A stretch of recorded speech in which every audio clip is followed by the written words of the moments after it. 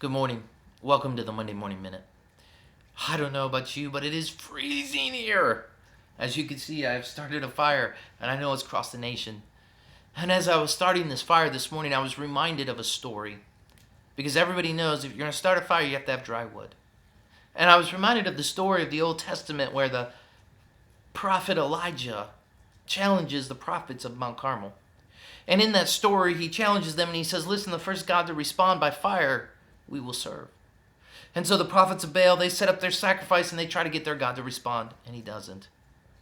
And Elijah, he does a fascinating thing. He tells the servants to go get buckets of water, bring it back to the sacrifice, and what I want you to do is I want you to dump it on the sacrifice. Now everybody knows that in order for you to start a fire, you have to have dry wood.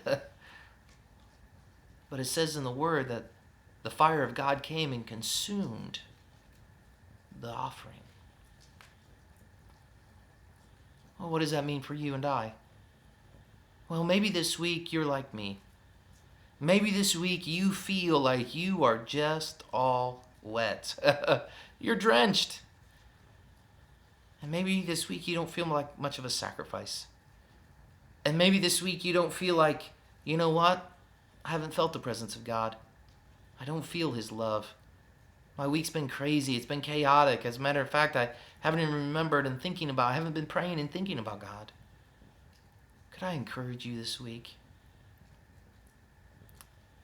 If you're drenched, if you feel all wet, could I encourage you?